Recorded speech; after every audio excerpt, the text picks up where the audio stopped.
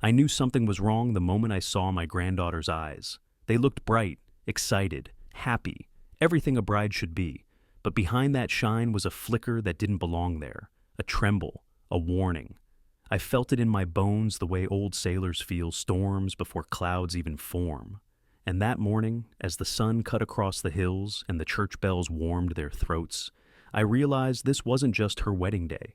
It was the day my whole world shifted under my feet.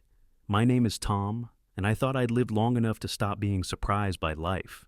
But life has a funny way of reminding you how small you really are. I woke up earlier than everyone else, as I always do, because years of farm work and raising 2 kids don't let a man sleep much past dawn. Outside my window, the world was silent, bare branches brushing lightly in the wind, the sky still soft with that pale color before sunrise. I sat on the edge of the bed, hands trembling a little, not from age but from something deeper. Today my little Lily was getting married. Lily, who used to follow me around the yard with her tiny boots and pink overalls, carrying a plastic watering can that she insisted was very important, even when it spilled half its water onto her shoes. I'd watched her grow, watched her learn to drive, watched her leave for college, watched her heart break twice, and now she was about to promise her whole life to a man I'd barely met. That was the first thing that unsettled me. The second was the way she avoided talking about him. Not directly avoid, Lily wasn't the type to shut doors, but she'd skim the surface like a stone skipping on a lake. She'd mention his job, but not the way he looked at her. She'd talk about their apartment, but never about the nights they spent together. She smiled when she said his name, but that smile, it never reached her eyes all the way. I told myself I was just being an overprotective old fool.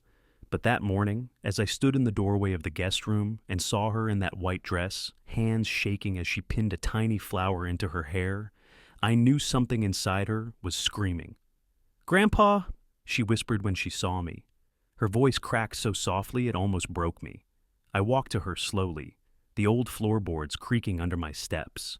"My Lily," I said, smiling as much as my nerves allowed. "You look like something heaven lost and earth borrowed." She laughed, but it wasn't her real laugh. It was the polite kind she used with strangers.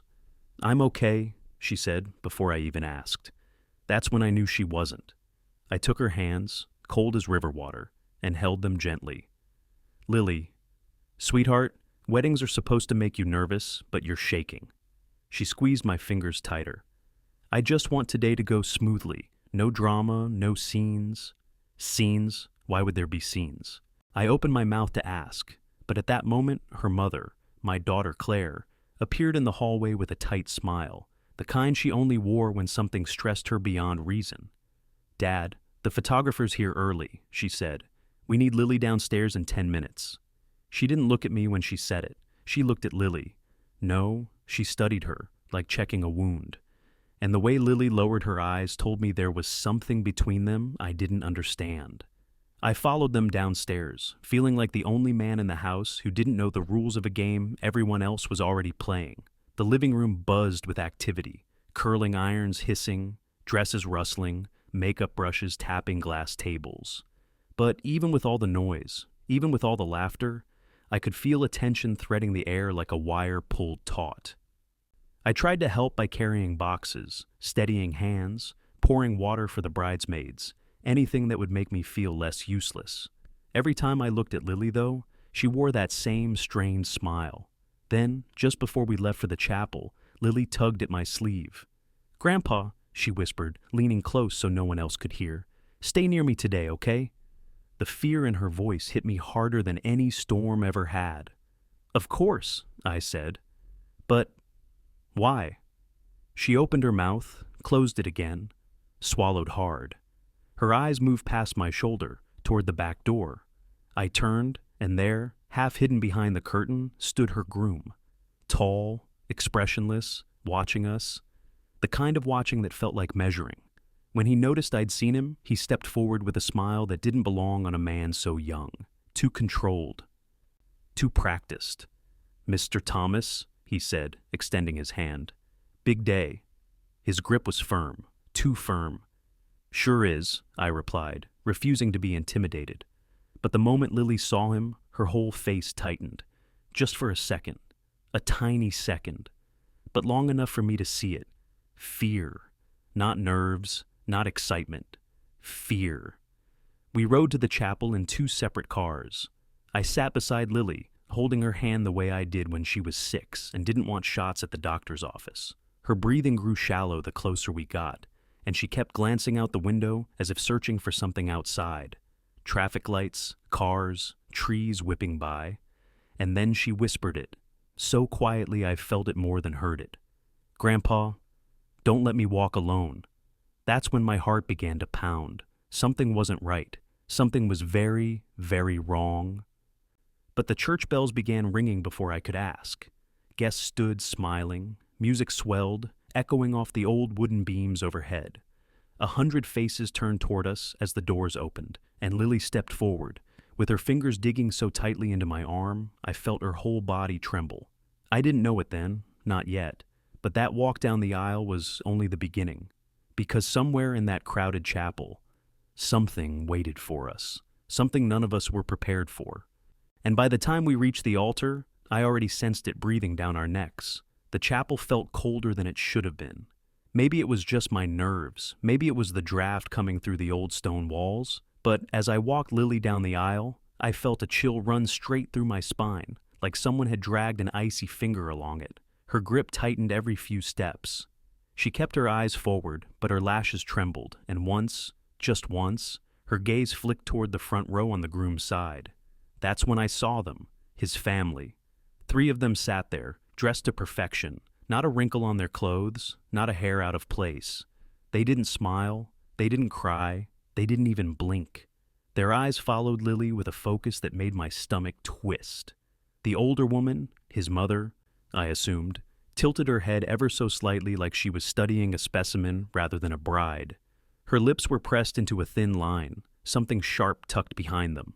I'd met women like her before in my life. Not many, thank God, but enough to recognize the dangerous type, the quiet puppeteers. The father sat straight-backed, hands folded neatly, gaze locked on me as if challenging me to look away first. And the brother. Well, I didn't know for sure he was the brother, but the resemblance was too close to ignore.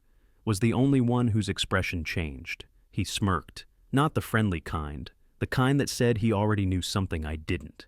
We reached the altar, and Lily's hand slipped from my arm. Her fingers grazed my wrist, almost as if she didn't want to let go. I felt her nails brush my skin, barely. Just a whisper of a touch, but it was enough for me to understand what she wasn't saying. "Stay close." I stepped back, but not far. I stood in the first row beside my daughter Claire, who was composed in that forced way she always used when she was hiding something.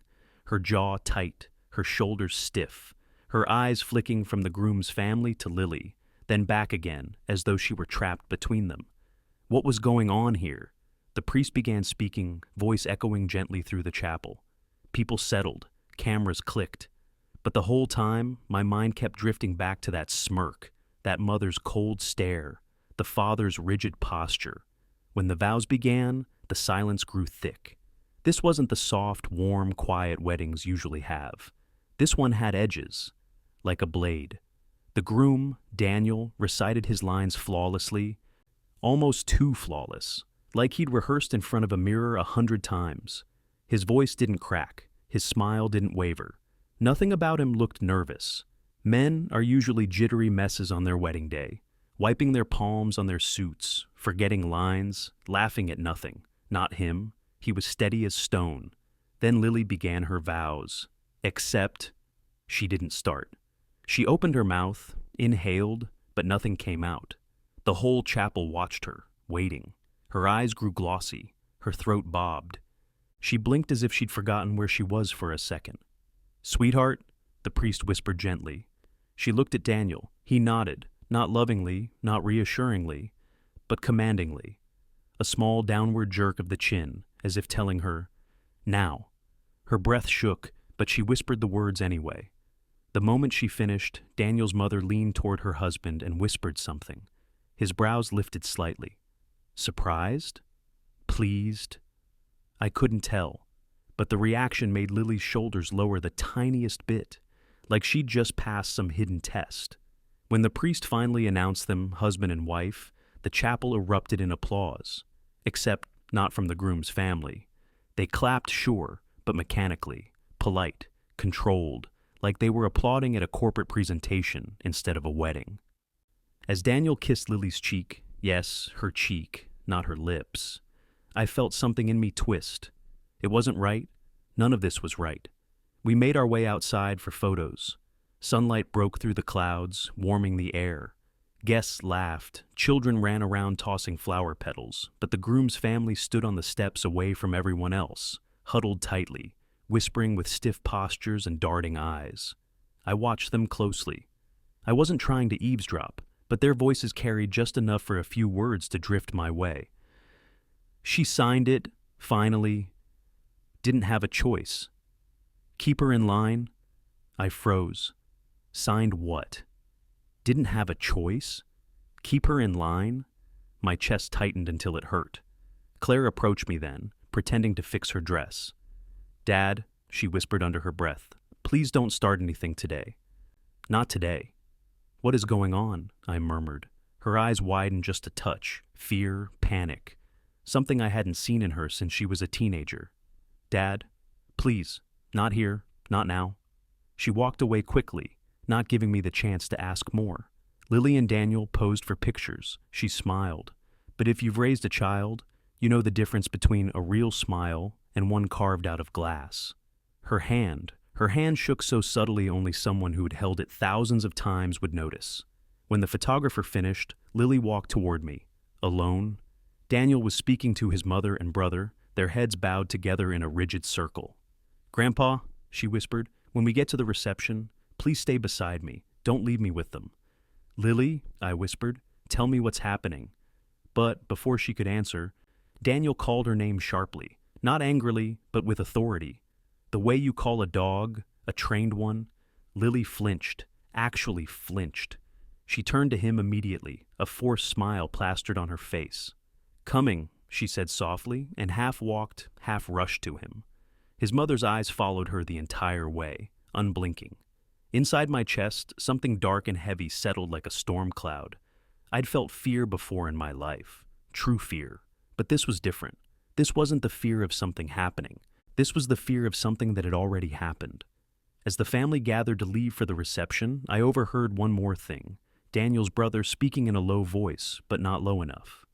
If she tries to back out now, it'll be too late. Too late for what?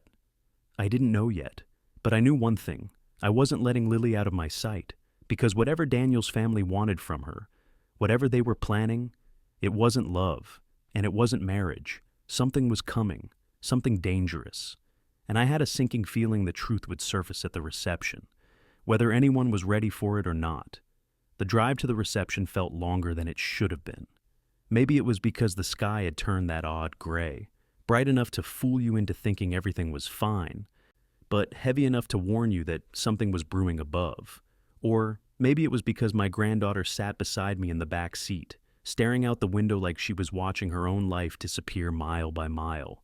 The car hit a bump, and she flinched. Not a big movement, just a tension that rippled through her shoulders. I reached over gently and touched her hand. Lily, I murmured, tell me the truth. She closed her eyes for a moment. One long moment. I can't, she whispered. Not yet. Not here. Are you scared of him? I asked softly. Or of them? Her throat bobbed. She didn't answer, and sometimes silence is as loud as confession. The reception hall sat on a hill overlooking the valley, all white columns and glass walls, the type of place meant to impress. But as we stepped out, I felt something off in the air. Too many eyes watching, too many hushed whispers. Daniel's family walked ahead of us in a tight formation, talking in low voices that stopped the second anyone came close. Inside, music played, lights sparkled, guests laughed. Everything looked perfect, on the surface. But I've lived long enough to know that perfect things are usually hiding cracks you can't see unless you press your ear against them. When we entered the hall, Lily immediately slipped her arm around mine, holding on a little too tightly. Daniel saw, and something flickered across his face. Not jealousy, not annoyance. Possession. like I'd picked up an object that belonged to him. His mother approached us then, gliding across the floor like she didn't need to move her feet at all. Her dress was dark blue, elegant and severe. Her smile was small and tight, like she only practiced it to convince police officers she was sane. "Thomas," she said, addressing me with formal coldness, "you must be very proud." "I am," I replied, watching her eyes, cold, calculating. "She's my heart." Her smile didn't move. "We know. That's why her choices matter." I didn't like that wording, not one bit. Before I could respond, Daniel stepped beside his mother and placed his hand on Lily's back. A small gesture, but the pressure made Lily stiffen. "Let's not keep the guests waiting," he said, drawing her toward the center of the room. She didn't resist, but she looked back at me once, just once, with a please so raw it made my stomach tighten. We followed them to the head table.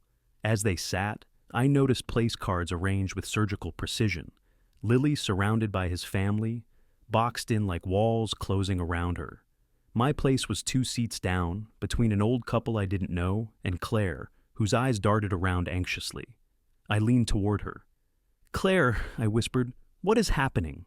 She pressed her napkin against her mouth as if to hide her trembling lips. "Dad, please, please don't start. Not tonight." "Start what? Claire, your daughter is terrified."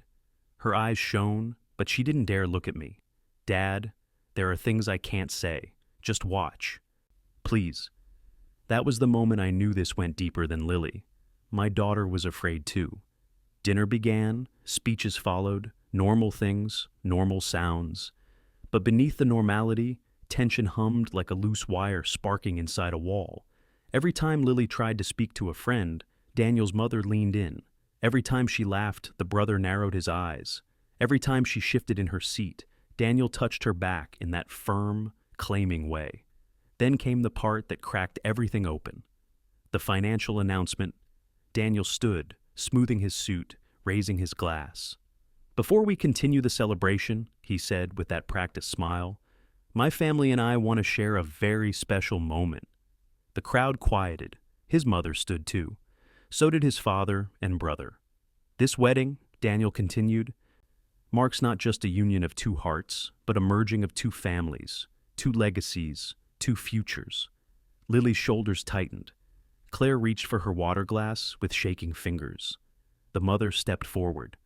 "And as tradition dictates in our family, we have ensured that every member who joins us is protected, prepared, documented." "Documented?" She lifted a folder from the table. A folder I recognized. A folder Lily had tried to hide this morning before the ceremony. My heart thudded painfully. Inside that folder, the mother announced, was the prenuptial agreement signed by our new daughter-in-law, ensuring her rightful place and responsibilities within the family. Lily froze. Claire covered her mouth. Gasps rippled through the guests. Daniel looked proud. His mother looked triumphant. His father and brother. They smiled like vultures circling something dying. I rose halfway out of my seat. Lily's voice cracked as she whispered, "Please, don't." But Daniel's mother wasn't finished. "This document," she said, tapping it with her manicured nail, "makes it clear that all marital decisions, financial, medical, and legal, are to be approved collectively by our family." Medical? Legal? My vision blurred with heat. "You forced her," I said aloud before I realized I'd spoken. The whole hall turned. Daniel's mother fixed her icy gaze on me. "Excuse me?" "She didn't want to sign that," I said steadily, rising fully now. I saw the way her hands shook, the fear in her eyes. "You coerced her." Murmurs spread like wildfire. Daniel stepped forward, jaw tight. "Mr. Thomas, sit down." "She's not property," I snapped. "She's my granddaughter." His brother laughed under his breath, not kindly. Daniel's mother spoke again, voice sharp as broken glass. "If she did not want to join our family structure, she should have declined the proposal." The room grew ice cold. Lily suddenly stood, voice trembling but clear enough for everyone to hear. "I didn't have a choice." Daniel whipped toward her, eyes darkening. "Lily," she stepped back, away from his hand. "I didn't have a choice," she repeated, louder this time. "Your family told me if I didn't sign it, You'd ruin Grandpa. You'd go after his property, his savings, his name. You said you had influence. The hall erupted into gasps. My legs weakened. Claire burst into tears. Daniel's mother's smile faltered. Finally. I moved toward Lily, but Daniel stepped between us. She's confused, he said to the crowd. My family would never... You threatened me, Lily said, voice cracking. I have the messages. Daniel's hand twitched. His mother stiffened. His brother's smirk vanished. I realized then that this wasn't a misunderstanding. This wasn't a simple family conflict. This was a trap for Lily, for my family, for me. And the trap had just been exposed in front of everyone. But the danger wasn't over, not even close, because the moment Lily reached for her phone in her purse, it wasn't there. And Daniel's mother's voice turned cold as winter. Let's not escalate this, dear. You wouldn't want your grandfather to lose everything, would you? The room went silent, dead silent, and I felt a chill deep in my bones. Whatever they had planned, whatever they were capable of, we had only seen the beginning. The room didn't breathe. Not one person dared move. I could feel 100 sets of eyes shifting between Lily, the groom's family, and me, as if everyone sensed something had snapped but couldn't tell where the crack had started. Daniel's mother still held the folder like it was some holy scripture, her fingers curled around the edge a little too tightly, knuckles whitening. Daniel stood frozen beside her, jaw locked, eyes burning holes into Lily. His brother loomed behind them, posture stiff. Gaze trained on me like I was prey that had just stood up. And Lily, my sweet Lily, stood there with her hands shaking, empty purse dangling uselessly from her wrist. Her phone was gone, lifted right out of her bag without her even noticing. She wasn't careless. She wasn't distracted. Someone had taken it, someone close. I stepped forward, but Daniel mirrored the movement instantly, cutting the distance between us, planting himself in my path. Mr. Thomas, he said through clenched teeth, you're making a scene. I'm making a scene? My voice trembled, not from fear, but from something hotter. You threatened my granddaughter. You took her phone. His brother moved suddenly, stepping closer. The groom's father rose from his seat in deliberate slow motion, and Daniel's mother spoke in that icy voice that made the hairs on my arms stand up. Thomas, sit down. It wasn't a request. It wasn't even a warning.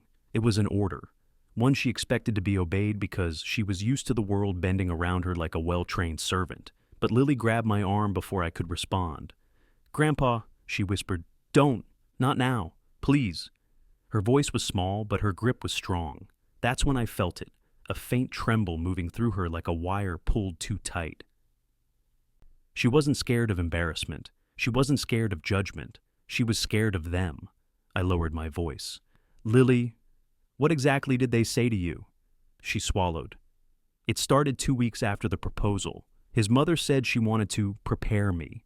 At first I thought it meant wedding stuff, dresses, traditions. But it wasn't that. It was rules. Her voice cracked. Daniel took a step toward her. Enough. But she kept talking, louder this time, shaking her head as if pushing past something. They told me marriage to Daniel wasn't just a relationship. It was a position, a responsibility. His family has expectations. They said if I didn't sign the agreement, they would make sure you lost your home. My heart lurched. They said they knew people who could bury you in legal trouble, something about zoning violations, taxes, liens.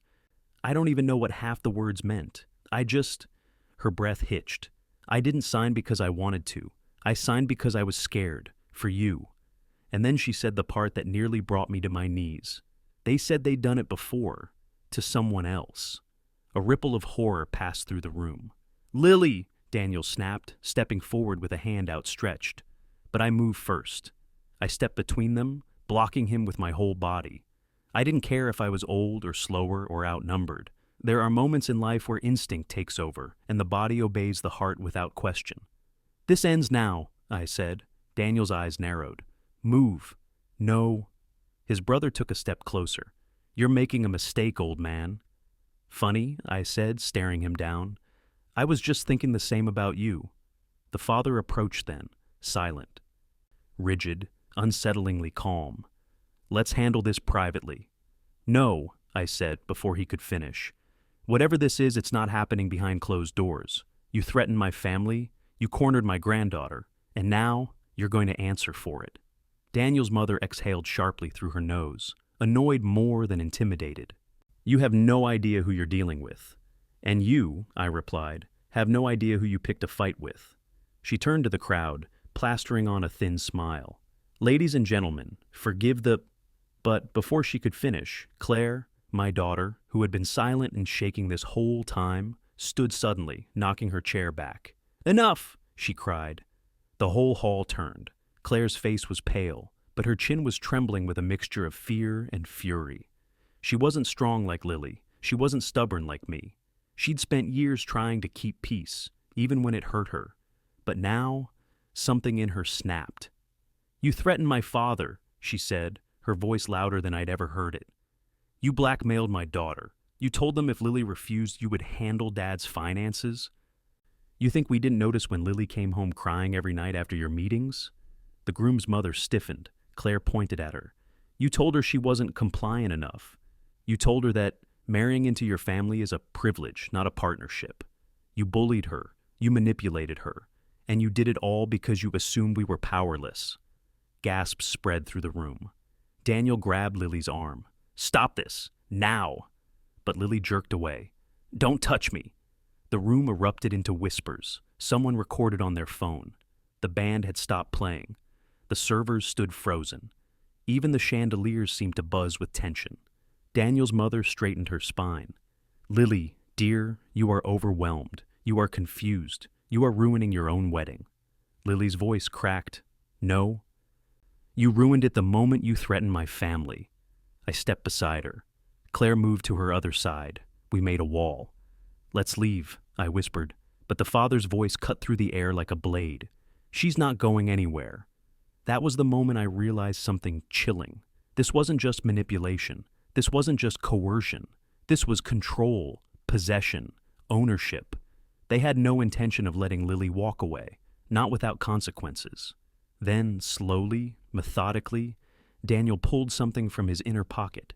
A second folder, thin, but important enough that he handled it with care. Lily's face drained of color. "No," she whispered. "You didn't—" A cold smile crept across Daniel's mother's lips. "If you leave, dear, we release everything." "Everything?" Daniel flipped the folder open slightly. Lily gasped. Claire sucked in a breath. My heart slammed against my ribs. "What is that?" I demanded. Daniel met my eyes with a calm, almost smug certainty. "Insurance." And I knew whatever was inside that folder was their real leverage, not the prenup. Something worse, something dangerous, something they planned to use against us. Unless we stayed silent, unless we obeyed, unless Lily stayed married. And the room fell into a suffocating silence as I stared at that folder, realizing that this wasn't just about a wedding anymore. This was a battle, and they had just revealed the first weapon. The room felt smaller, like the walls had started inching inward, slow enough that no one else noticed, but fast enough that I felt it pressing against my ribs. Daniel held that thin folder with a kind of confidence that chilled me more than anything his family had done so far. It wasn't just a threat. It was leverage, real leverage, the kind someone uses when they believe they've already won. "Daniel," Lily whispered, her voice trembling, "you said you destroyed it." He didn't even look at her.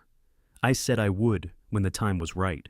His mother stepped closer, placing a hand on his shoulder. "And clearly, today is not that day." My fists curled. "What's in that folder?"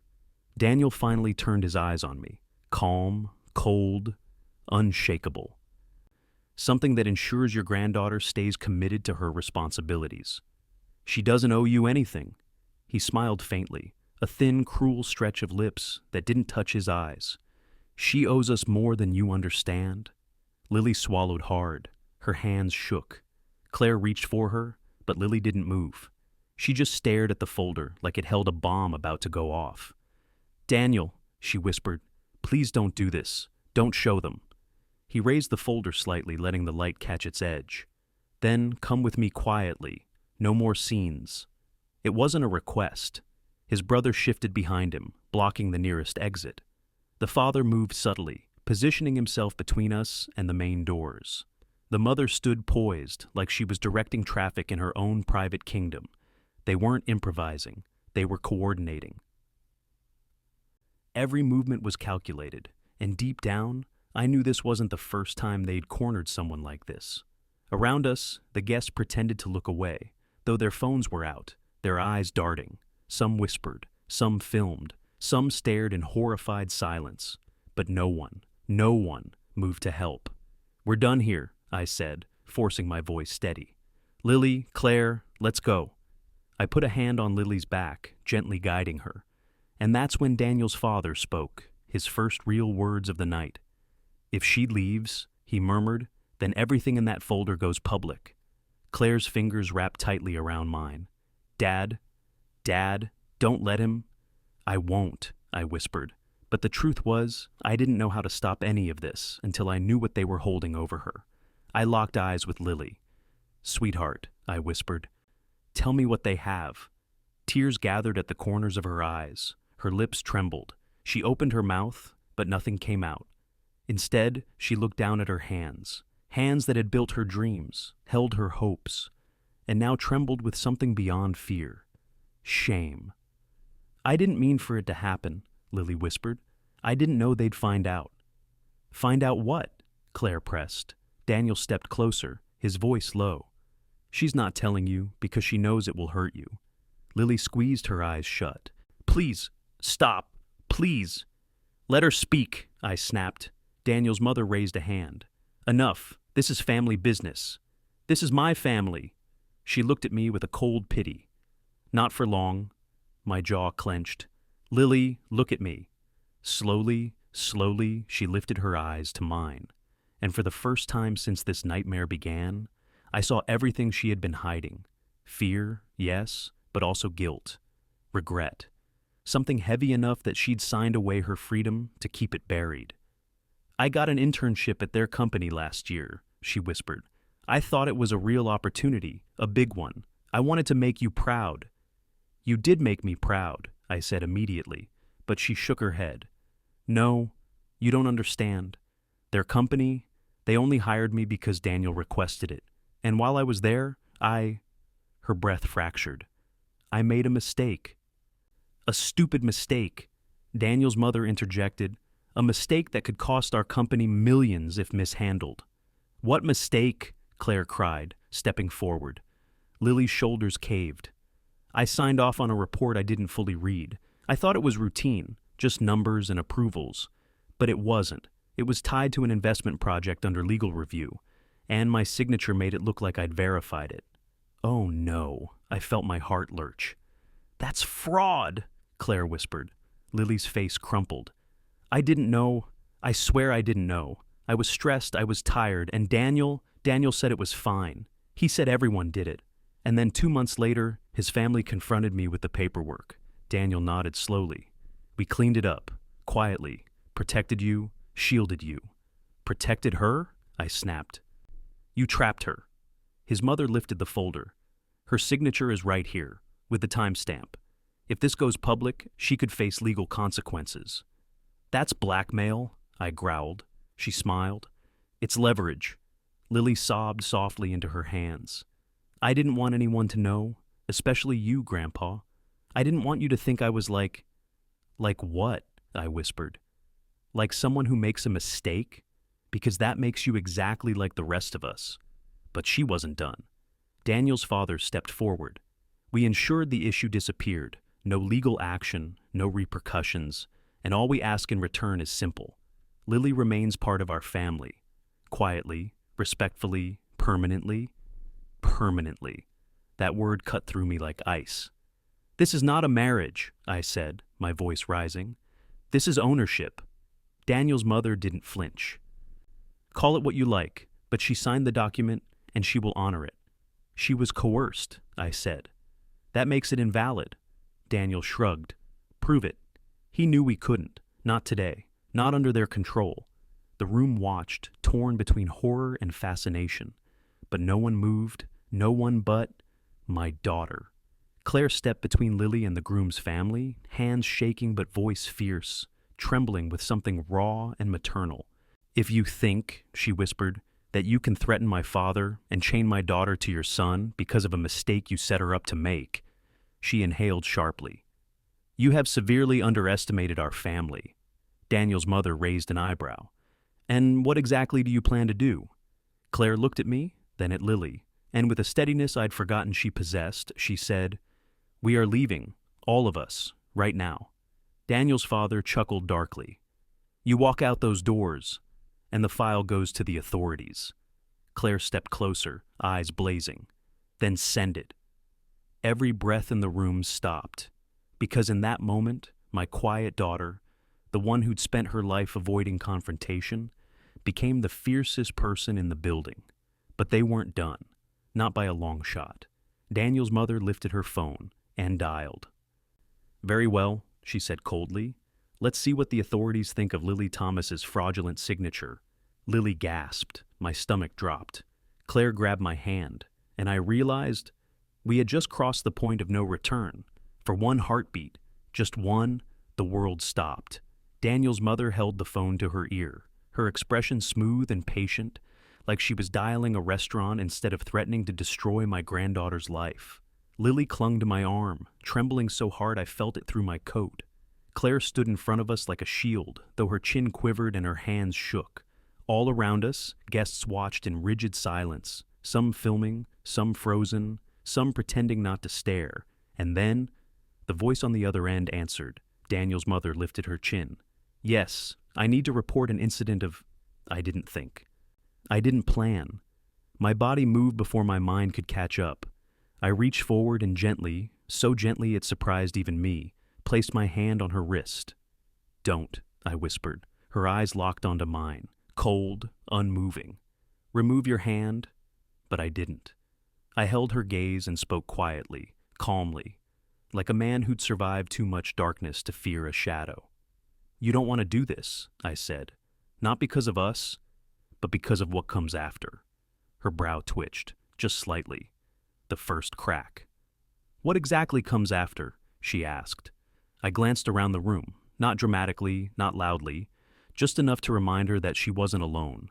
100 witnesses, dozens of phones pointed our way, faces full of shock and suspicion. "You exposed Lily," I murmured, "and you exposed your company, because you knew about the error, you hid it. You cleaned up a fraudulent report without notifying regulators. That makes her guilty." I paused. "But it makes you complicit." Her eyes flickered. "Got her." "She was your intern," I continued. "Under your supervision. Your son asked her to sign something she didn't understand, and you let that sit. That's negligence at best, corruption at worst." Daniel shifted uneasily. His father's jaw clenched. His brother's smirk vanished. I stepped closer, lowering my voice even more. "And you just threatened her publicly, in front of all these witnesses." Someone whispered in the crowd. "She did. I heard it." Another guest muttered, "This is messed up."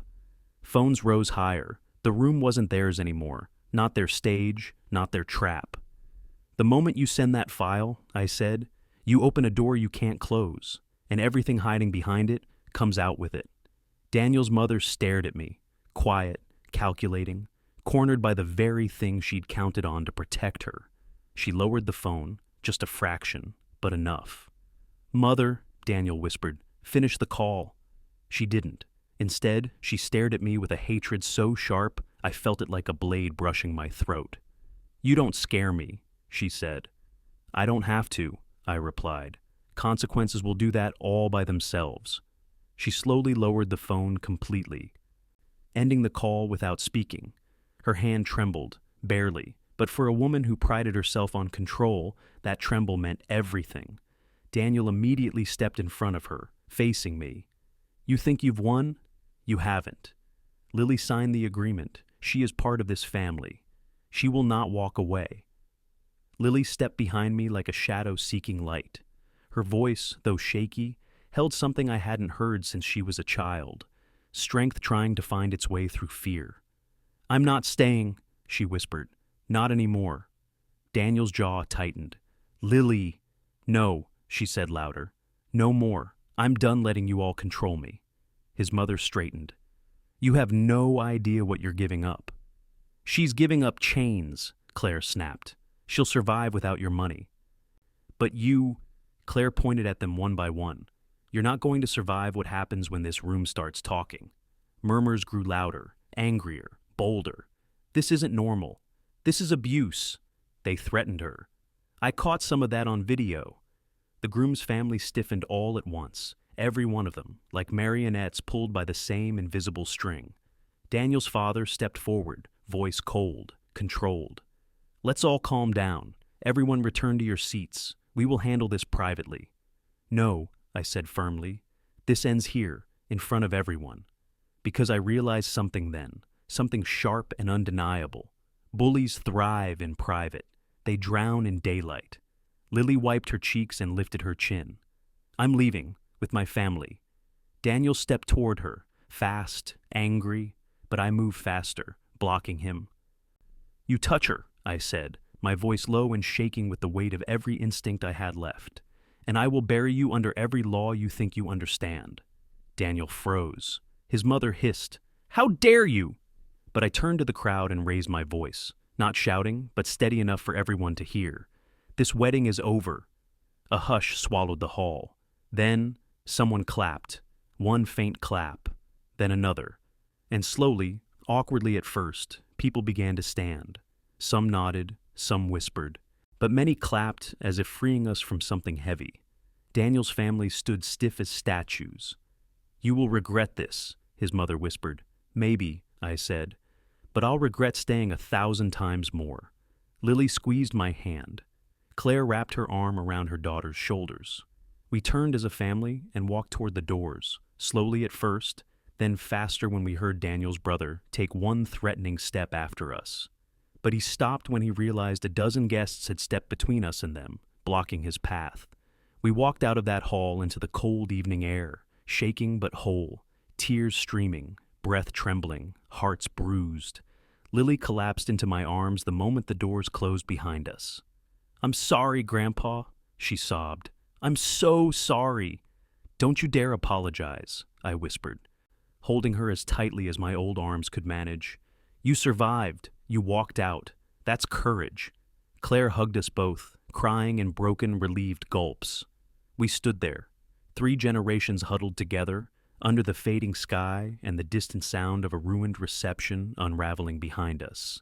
But we were free, and sometimes free is enough. Later, after the shock and the tears and the shaking finally eased, Lily whispered the words that settled deep in my chest. "I thought I'd ruined everything. I thought I'd trapped us all. But you saved me." I shook my head. "No, sweetheart, you saved yourself. We just walked beside you." She looked at me with those soft, familiar eyes, the same eyes that once chased butterflies in my backyard, and she whispered, "I'm going home with you tonight." That night, we sat around my old kitchen table. No decorations, no fancy meals, no music, and we ate warm soup in silence, letting the steam melt the last of the fear from our bones. And for the first time in months, Lily smiled a real smile. I held her hand and squeezed gently, silently thanking the universe for letting her come back to us. Wedding days are supposed to unite families. Ours did too, just not in the way anyone expected. Because sometimes the most dangerous people wear silk dresses and polished shoes, but sometimes the bravest people are the ones who walk away. And my granddaughter, my Lily, walked away.